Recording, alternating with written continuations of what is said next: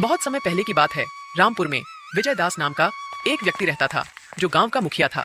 एक दिन उसने अपने सबसे अच्छे दोस्त रंजीत से पूछा कि वह ऐसा क्या करें कि हमेशा के लिए उसका नाम अमर हो जाए। लोग हमेशा उस आदमी को याद रखते हैं जो बिना कुछ पूछे मांगे जाने पर दान कर देता है। तो फिर आप सोचते हैं कि हम दान करेंगे तो हमें ज्यादा याद किया जाएगा? हाँ, तुम्हें जरूर याद किया जाएगा। उदाहरण के लिए दानवीर कर्ण का नाम तो सुना ही होगा।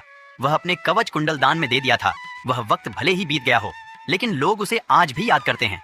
इसका कारण है कि वह बहुत बड़े दानवीर थे। हाँ, आपकी बात सही है। मेरे पास इतने सारे संपत्ति है, इसलिए मैं भी दान करना शुरू कर दूंगा ताकि लोग मुझे भी हमेशा याद रखें। उसके बाद रंजीत अपने घर चले जाते हैं।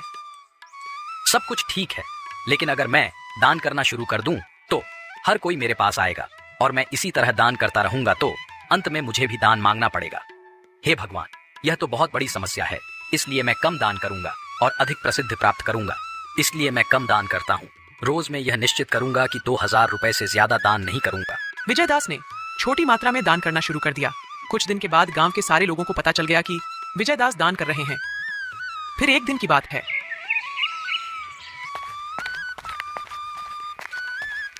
सेठ जी, इस साल मेरी फसल ठीक से नहीं हुई है। इस बारे में आपको तो पता है ना। इस बार मैं बहुत बीमार भी हो गया था और अब फिर से खेती शुरू करने के लिए समय भी आ रहा है। मैं सोच रहा था आप मेरे कुछ मदद कर देते तो अच्छा रहता। मुझे पता है इस साल बारिश कम होने के कारण फसल अच्छी नहीं हुई है। ठीक है, तुम्हें कितनी मदद चाहिए? मुझे 10,000 रुपए चाहिए मालिक। आप दे देते तो अच्छा रहता, मेरी मदद भी हो जाती। ठीक है, मुझे दान देने में कोई समस्या नहीं है, लेकिन अगर मैं तुम्हें सिर्फ 10,000 रुपए दे दूं तो दूसरे लोगों को भी देना है, तो मैं क्या जवाब दूंगा? लेकिन फिर भी मैं तुम्हारी मदद करने के लिए तैयार हूँ। अभी यह कुछ पैसे रख लो, बाद में देखते हैं कि तुम्हारे लिए क्या कर सकते हैं। ठीक है साहब, बाद में मैं फिर मिलूंगा। और सुनो, गांव के और लोगों को भी जाकर बता देना कि मैंने तुम्हारे खेती करने के लिए मदद की है। गांव के लोगों को भी पता चलना चाहिए कि मैंने तुम्हारी मदद की है।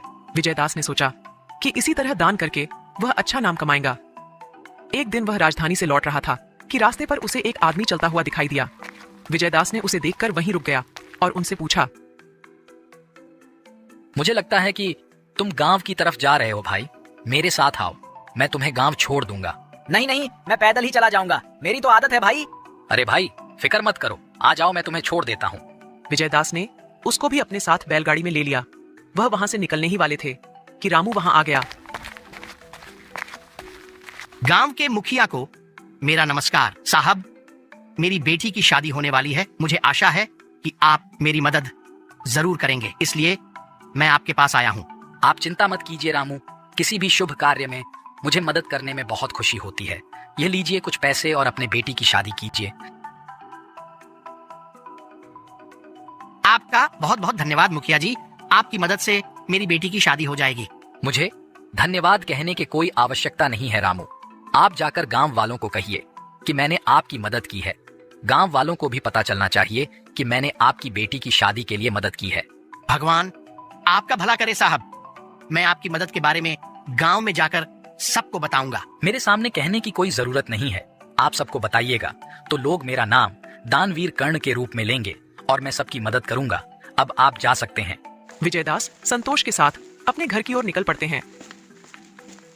आप कौन है भाई? मैं तो आपको कभी नहीं देखा इस गांव में। आप इस गांव में किसी से मिलने आए हैं क्या? नहीं जनाब, मेरा यहाँ कोई नहीं है। मैं तो मुसाफिर हूँ, गाने गाता हूँ और हर गांव में घूमता रहता हूँ। इसलिए कुछ दिन हर गांव में रुकता हूँ और गाने गाता हूँ। वो आज आपके गांव में आया हूँ यही रहने के लिए। मैं सोच रहा था कि गांव के मुखिया से कैसे मिलूं, लेकिन आपसे मिलकर बेहद खुशी हुई।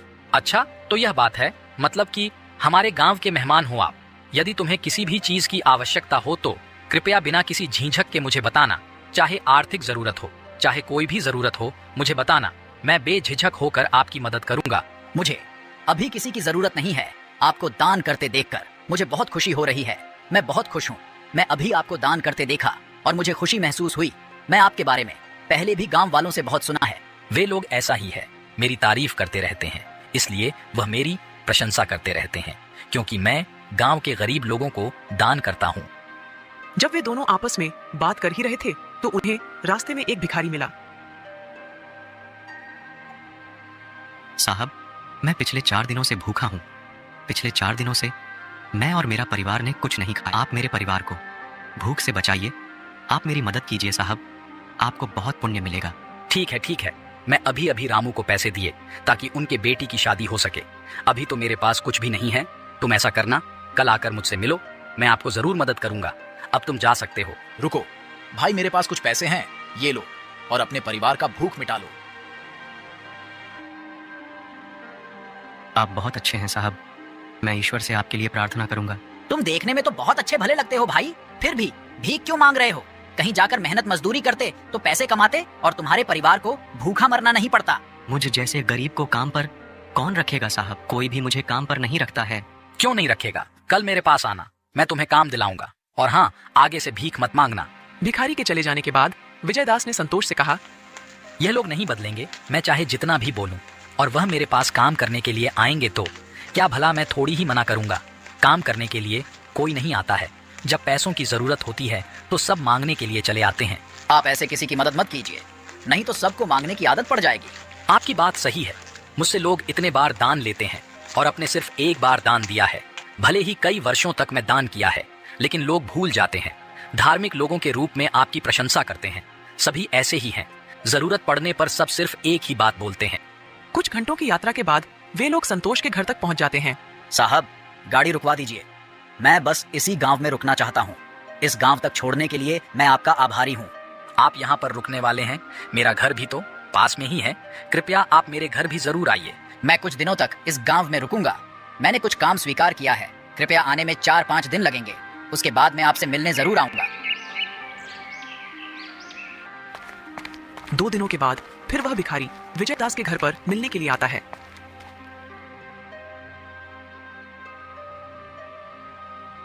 क्यों भाई, तुम यहाँ क्यों आए हो? खेत में काम करने के लिए आए हो क्या? हाँ साहब, मुझे वह साहब ने काम करने के लिए खेत में बुलाया था, इसलिए मैं आया हूँ। मतलब तुमने भीख मांगना छोड़ दिया है? चलो अच्छी बात है, अच्छा फैसला किया। भीख मांगने की बजाय मेहनत मजदूरी करके अपना परिवार का भरण पोषण करो। वैसे तो मेरे जमींदार साहब का दिल बहुत बड़ा है, तुम जैसे भिखारी को भी काम करने के लिए बुला लिया। सच में विजयदास साहब भगवान के रूप है। मैं यहाँ जमींदार की वजह से नहीं आया हूँ, संतोष नाम के महापुरुष की वजह से आया हूँ। उन्होंने मुझे यहाँ पर काम करने के लिए बुलाया था। उन्होंने मुझे परिवार के भरण पोषण करने का सुझाव दिया था और मेरे परिवार का पेट भरने के लिए कुछ पैसे भी दिए थे। सच में वे बड़े महान पुरुष हैं। विजयदास वहीं कुछ ही दूरी पर खड़े थे। यह अजीब आदमी है, यहाँ मैंने उसे काम पर बुलाया और नाम संतोष का ले रहा है। आखिर यह संतोष है कौन? इसकी वजह से लोग मुझे भूल रहे हैं। ठीक है, अब जो भी हो रहा है सिर्फ 2-3 दिनों का मेहमान है, फिर तो चला जाएगा।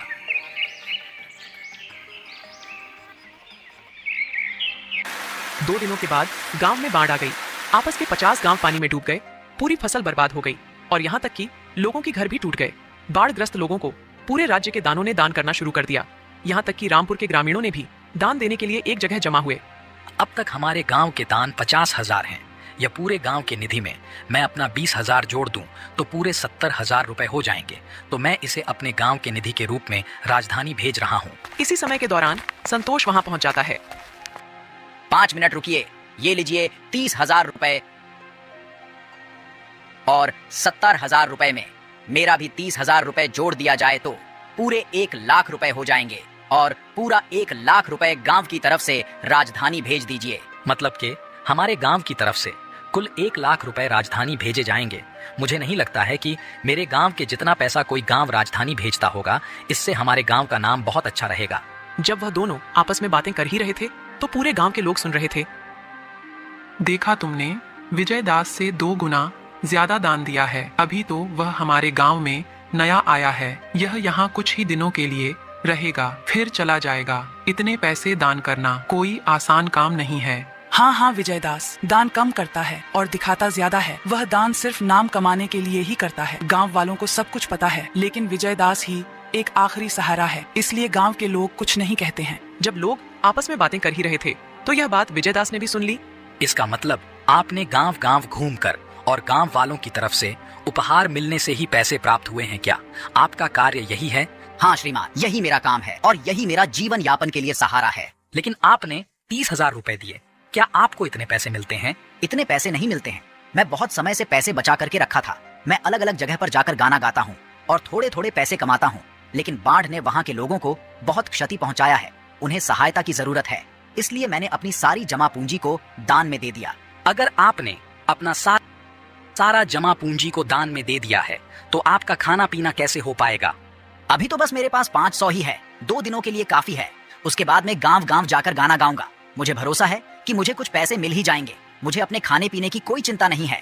तो फिर कल से ही मेरे गांव में गाना गाने शुरू कर दो। पूरे राज्य की राशि को राजधानी भेजने के बाद विजयदास भी अपने घर की ओर निकल पड़ता है और वह रास्ते में सोचने लगता है कि यह संतोष लोगों की तकलीफ में अपनी ज्यादा ही प्रतिक्रिया दे रहा है। उसने अपनी सारी जमा पूंजी को दान में दे दिया, मतलब वह बहुत ही अच्छा आदमी है। अगर यह ज्यादा दिनों तक हमारे गांव में रहेगा तो लोग मुझे धीरे धीरे करके पूरी तरह भूल जाएंगे। इतने सालों का मेहनत बेकार में चला जाएगा। किसी तरह मुझे इस संतोष को गांव से बाहर भेजना होगा। इसके लिए मुझे कुछ करना पड़ेगा। सुनो सुनो सुनो, गांव के सभी लोग ध्यान से सुनो। कल से यहाँ कोई भी आदमी गांव के रास्ते पर गाना नहीं गाएगा। यह हमारे ग्राम प्रधान का आदेश है। ये कैसे हो सकता है? कल तो ग्राम प्रधान ने कहा था कि कल तुम मेरे गांव में आकर गाने का प्रोग्राम रखो। आज सुबह उसने ऐसा क्यों कहा? अगर इसके पीछे कोई कारण होगा तो मुझे इसका पता लगाना पड़ेगा, नहीं तो मुझे जीने के लिए कोई और काम करना पड़ेगा। 2 दिनों के बाद संतोष का सारा पैसे खत्म हो गया। वे फिर से नए काम की तलाश में निकल पड़ा। थोड़ी दूर जाने के बाद उसने देखा कि एक बूढ़ा आदमी सर पर लकड़ी लेकर आ रहा है। चाचा, आप इतनी गर्मी में भी सिर पर इतना बोझ उठाकर ले जा रहे हैं। मुझे दीजिए, जहाँ पहुँचाना होगा मैं पहुँचा दूंगा। इतनी उम्र में इतना सारा बोझ उठाना आपके लिए ठीक नहीं है। आप बहुत ही अच्छे इंसान लग रहे हैं। मैं चाहता हूँ कि हमारे ग्राम प्रधान विजयदास के घर के पास मेरा घर है, आप इसे वहीं तक पहुँचा दीजिए। मैं इसके बदले में आपको कुछ ना कुछ जरूर दूंगा। मैं आपकी मदद किसी भी लोग में आकर नहीं कर रहा हूँ चाचा। आपकी इतनी उम्र हो गई है और इतना बड़ा बोझ लेकर जा रहे हैं, इसलिए मैं आपका मदद कर रहा हूँ। दोनों लकड़ी को लेकर विजयदास के घर के पास गए। विजयदास ने संतोष को लकड़ी उठाते हुए देखा तो वह हैरान हो गया। यह सब क्या है संतोष जी? आप बोझ उठाकर आ रहे हैं। आपने यह कष्ट क्यों किया? आपने लकड़ी इनसे खरीदा है क्या? आपने अपना गांव में गाना गाने के लिए मना कर दिया तो मुझे लगा कि आपने अपना गांव के भले के लिए ही किया होगा। मैं किसी काम की तलाश में जा रहा था। मैंने देखा कि चाचा इतनी गर्मी में इस उम्र में इतना बड़ा बोझ उठाकर ले जा रहे हैं, तो मैं उनकी मदद की और लकड़ी को यहाँ तक ले आया। बस इतनी सी बात है। बाबू, आपने मेरी बहुत मदद की। इसके लिए मुझे 40 रुपए मिलेंगे। मैं 20 रुपए रख लूंगा और 20 रुपए तुम्हें दे दूंगा। बेटा, ये लो बेटा। मैं आपको तकलीफ में देखकर मदद की है चाचा। यह पैसे आप ही रख लीजिए, ये आपके काम आएंगे। बूढ़े आदमी ने पैसे लेकर वहां से चला जाता है। ये क्या है संतोष जी? आपके पास तो सब पैसे खत्म हो गए। अगर आपने यह पैसे ले लिए होते तो आपका एक दिन का खाने पीने का इंतजाम हो जाता। वह चाचा इस उम्र में भी इतनी मेहनत से लकड़ी ला रहे थे, इसलिए मैंने उनको कष्ट में देखकर उनकी मदद की है। लकड़ी को यहाँ तक पहुँचा दिया। वैसे भी मैं तो उनकी मदद ही कर रहा था। वह लकड़ी तो चाचा ही काट कर लेकर आए थे, इसलिए उस पर उनका ही हक था। मैं तो कहीं ना कहीं अपने लिए कोई नौकरी ढूंढ ही लूंगा। आप सच में एक महान इंसान हो संतोष। आपको देखकर मुझे कुछ सीखना चाहिए। आप किसी की भी सेवा या दान धर्म करते हैं तो निस्वार्थ भाव से करते हैं, और मैं दान करता हूं तो मैं लोगों को कहता हूं कि वह जाकर सब जगह मेरा नाम ले। आपके अंदर निस्वार्थ भाव देखकर मैं खुश हुआ। आज से मैं अपना नाम कमाने के लिए दान धर्म नहीं करूंगा, बल्कि मैं जरूरतमंद लोगों की सच्चे मन से सहायता